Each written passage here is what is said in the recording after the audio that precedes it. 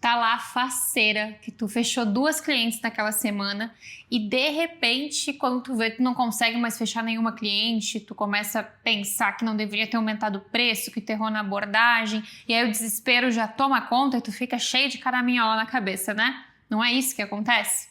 Então vamos conversar um pouquinho sobre esse tema.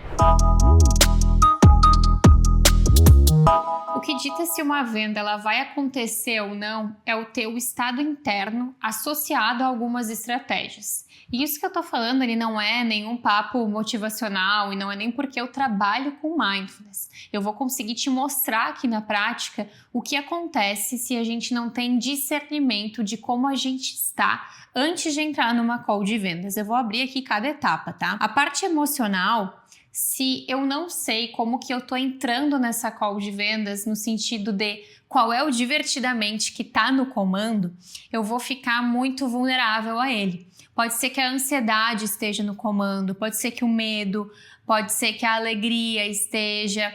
Não precisa ser só emoções desconfortáveis, tá, gente? A gente só quer enxergar o que de fato tá rolando para que eu não fique tão refém dela. Porque se a gente não consegue enxergar a emoção, a gente fica meio cego para a realidade, porque ela meio que vai colocando um filtro em tudo que a gente faz. Então a gente precisa olhar para ver como é que eu cuido dela. Então algumas sugestões que a gente precisa se perguntar antes de entrar nessa call, tá? Se eu tô precisando muito fechar essa venda para pagar as minhas contas esse mês. Segundo, eu tô precisando fechar essa venda para bater alguma meta pessoal, para ganhar alguma plaquinha dentro de alguma mentoria ou porque o meu mentor falou que seria interessante. Eu tô segura do preço que eu tô cobrando?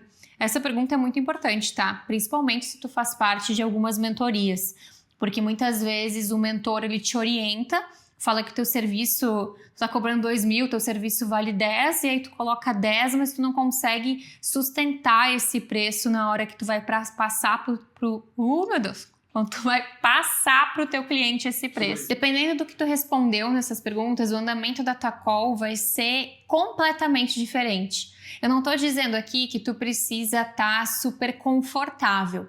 Eu tô dizendo que tu precisa enxergar para cuidar. Por exemplo, se eu perceber que eu tô muito ansiosa porque eu preciso pagar as minhas contas esse mês, por exemplo, eu ter um copo da água ali, eu perceber o meu impulso de querer interromper o cliente para convencer ele, então dar uma segurada. Então eu ter algumas estratégias para que eu consiga lidar com esse desconforto sem passar tudo isso para o meu cliente. Porque se ele perceber que tu tá precisando muito, que tu tá desesperado, ele vai ficar totalmente desconfortável, ele não vai se sentir seguro no processo. Já a nível estratégico, isso também é muito importante, porque não dá pra gente romantizar aqui e dizer que só cuidar das emoções vai fazer tu ter uma venda ali, conseguir efetuar uma venda. Na verdade, é o lado emocional associado ao lado estratégico. Portanto, eu só fico segura do preço que eu estou cobrando se eu tenho clareza, por exemplo, de quem é o meu cliente ideal, do meu diferencial único também frente ao mercado atual. Se eu não sei quem é o meu cliente, como é que eu vou conseguir orientar ele da melhor forma possível durante essa call de vendas? Porque eu já tive, por exemplo, pessoas que me procuraram querendo entrar na minha mentoria, mas a pessoa não estava na fase de negócio para fazer parte desse ambiente. Não tem nada a ver, gente, com dinheiro aqui. É questão de ter uma base para conseguir acompanhar a turma. Então, eu ouvindo ela e entendendo quem é o meu cliente ideal de mentoria, eu consegui direcionar a pessoa, por exemplo, para um outro serviço da minha esteira. E quando o cliente ele percebe que tu tem essa clareza, esse cuidado, ele adora, ele confia em ti e ele vai te indicar para outras pessoas também. Somado a isso, a gente precisa também ter um bom processo de condução de vendas, porque não é simplesmente eu abrir a reunião ali e sair falando. Eu tenho que ter um processo para que o cliente vá percebendo todo o meu valor, para que ele vá conseguindo se conectar com o que eu estou transmitindo. Então, olha a importância de saber o meu diferencial único, o meu cliente, o meu diferencial competitivo frente ao mercado, porque daí eu vou transmitindo isso para ele e ele vai entendendo o porquê que o teu serviço ele é tão diferente dos demais. E além disso, a gente precisa também ter uma proposta comercial que vai aumentando o nível de consciência do meu cliente ao longo dessa reunião.